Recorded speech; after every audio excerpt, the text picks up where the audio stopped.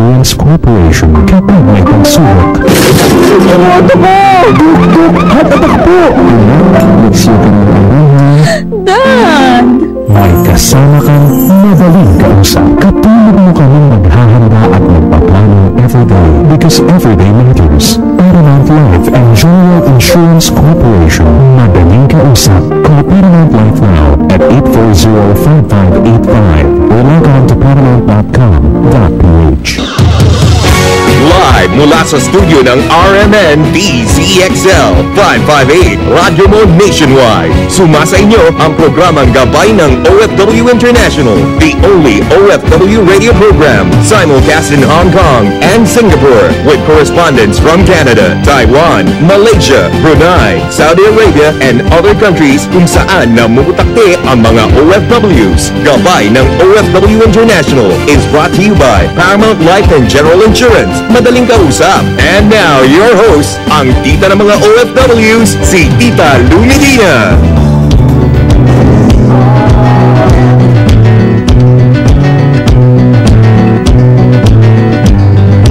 Hi! Magandang gabi, March 24 ngayon. Medyo maulan sa Pilipinas.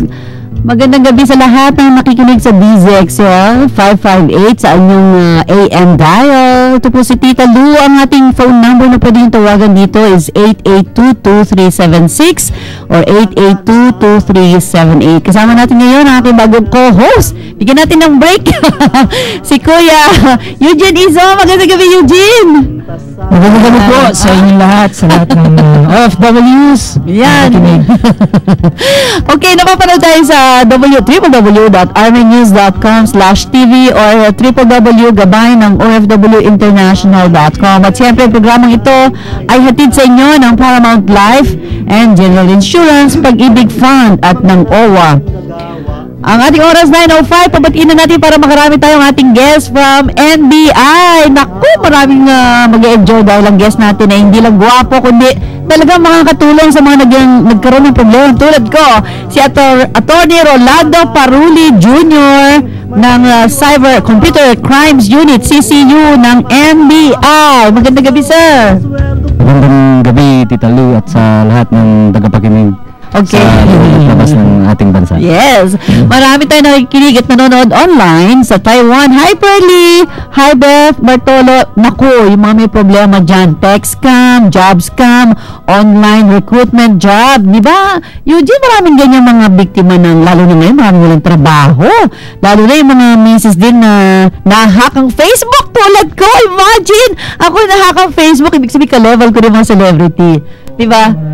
Marami ng biktima na nakakausap tayo. Lalo na meron din akong tinulungan ngayon. Pagaling ito.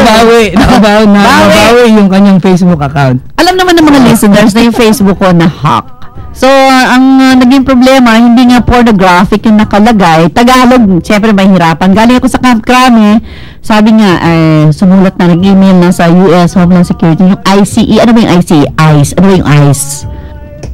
Immigration and Customs Enforcement po, under ng Homeland Security. US Homeland Security. Imagine.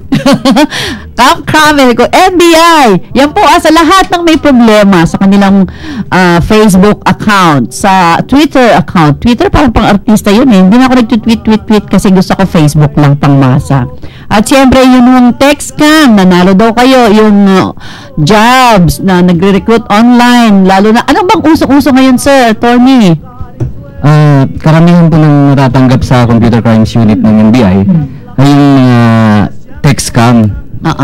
Unang-una dito, yung may magte-text sa'yo na nanalo ka. So, matagal na yun, pero hanggang ngayon marami pa rin pong nabibiktima na siguro bago lang sa kanila, yung iba bago lang magka-cellphone sa ngayon. So, pag sinabihan sa hirap na rin siguro ng buhay, naisipan nilang subukang kagatin yung offer na easy money, ganun. Marami niya kapag Pasko, no? Na pamaskong handog ni GMA dati, ngayon pamaskong handog ni Pangulong Noynoy. Meron pa yung, ako naka-receive niyan eh, na ako daw ang tsahin ko daw siya, ako daw ang pamangkin niya, at ito daw bago niyang roaming number, di ba? Uso yan? Latest, ha? Apo, uso po yan yung may mga kategorya po tayo sa lahat po yan nagpo-fall sa, kung sa batas natin ay estapa kung tawagin. Pero iba-iba po ang variety niyan. Meron pong online selling scam na nangyayari po yan sa Facebook, sa sulit.com.ph, olx.com.ph, ayos dito, ganyan, eBay. So, basta mga advertising websites na kung saan yung mga kababayan natin, lalo minsan magkakamag-anak ng OFWs, minsan yung mga OFWs naman na gustong magregalo sa mga anak nila sa Pilipinas ay mga nabibiktima sa ganitong klaseng lalo na yan ngayong summer, mga travel budget, travel, promo. Alam mo, totoo pala. Magbabayad ka ng credit card, biglang mawawala yung office, di ba? Nakabukas ang mic mo. Eugene, pakipasara. 9:08 ang ating oras. Babalikan natin ang NBI. O, di ba? Parang FBI. Si Attorney Rolando Oyi. No? Oyi na lang. Attorney Oyi Paruli. Kasi bata-bata pa siya. Yung tatawagin, Rolando. Rolando! Pagalit, no? Rolando. Okay. Marami po nakikinig sa atin. Lalo na, anak ko na ito na nag-text tayo mga nasa Mississippi. Good day po. Pag-greet po kami dito sa Mississippi. Mga crew ng MV Pablo J, Captain Michael Greta, at mga kasama ko na sina Dante Cepeda, sina Joseph Manalo, sina Julius Galieto, Ryan Santos at Engineer Eddie Rebadeo. Marami pong salamat at more power. O ayan, siya tumulong sa akin at siyempre si Eugene para maayos ang aking Facebook account. Dahil ngayon, dalawa yung account ko. Ano bang gagawin ko? Kasi mas gusto ko yung una kong account na naayos na. At yung pangalawa naman, nag-create kami ng bago. So, nalilito tuloy ako ngayon kung alin ang isi-secure ko o yung aking kumbaga, final na, sure na. Dalawa na tuloy yung account ko. Since na-recover nyo na po yung dati at yun ang mas alam ng mga tagapakinig ninyo, pwede nyo na pong i-delete yung or i-deactivate yung bago. Ganon. Kasi nalilito mo. In-unfriend na nila ako doon eh. Sige, pag-usapan natin mamaya kung paano i-block yung mga Facebook bashers, haters, no? Usong-uso kasi ngayon yung murahan sa Facebook, siraan sa Facebook, dinadaan sa Facebook, mga nameless, faceless, di ba? Okay, mga taga Mississippi, magandang gabi at sana nag-enjoy kayo dyan sa barko. Kung may katanungan kayo kay Attorney Oyi Paruli, mag-text lang kayo sa akin, 0926-617-8082. May sasabihin ka? Sige na, ano i-advise mo sa mga Facebook users, Eugene? Kasi nga, mag-ingat sa password. Yun, mag-ingat lalo na kung sa internet shop lang sila mag-access.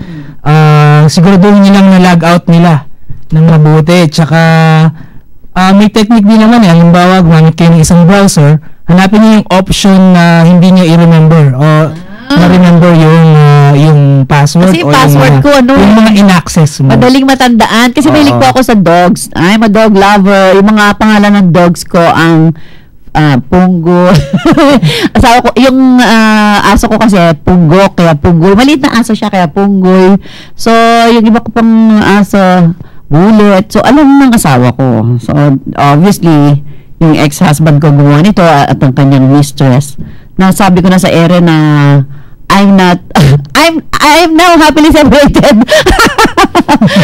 Sabi ko pa sa ere, no? Okay, marami naman tayo. So, welcome to the club. Gusto ko nga i-launch yung Club 9262. Alam mo yon? Yung Republic Act 9262, Violence Against Women and Children. Kaya sa mga lahat na nanonood ngayon na OFW, nagpapakahirap kayo sa abroad, pero yung asawa nyo kinakaliwa kayo. So, ilo-launch ko dito soon ang Club 9262. Kaya yung family ko... Gusto mong paramihin. Yes! Kasi yung mga ganyang asawa na kinaliwa, na masama ang loob ng mga yan. Nagpapakahirap ka sa abroad, pagkatapos tatarantaduhin ka lang. So, kailangan meron tayong puwersa. Meron tayong club. O meron tayong Club 9262. Ang gandang pakinggan, 9262. Kasi yun ang batas. Republic Act 9262, Violence Against Women and Children. So, i-update ko kayo kung anong nangyari sa kaso.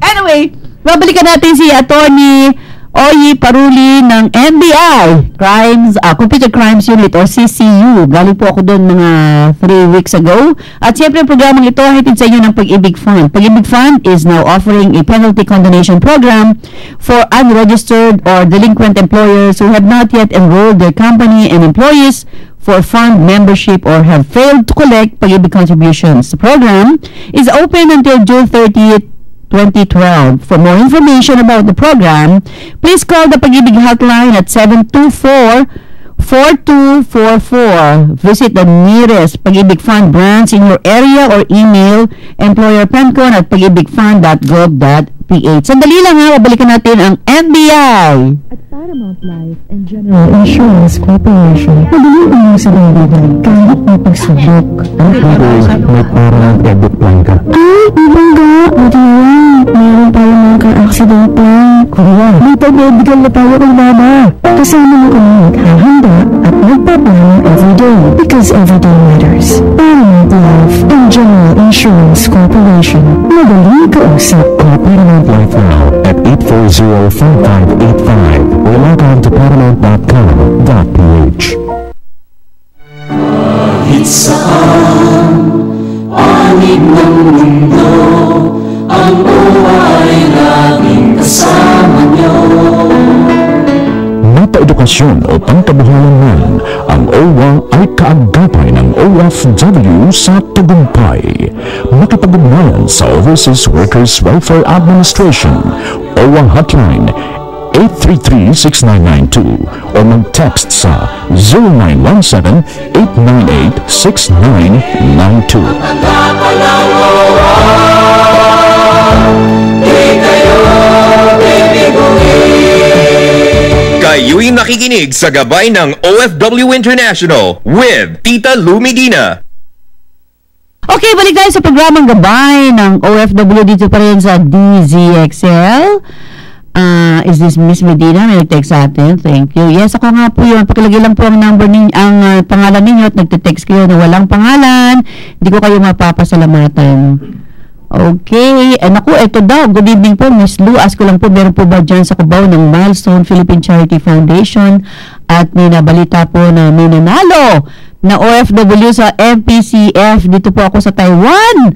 At yun. Kagaya na sinasabi natin, di ba? Maraming nanloloko sa mga OFW. Napakarami po niya natin talagang primary target po nila yung may mga OFW natin na alam nilang may pera. Dahil, at hindi updated minsan. Opo.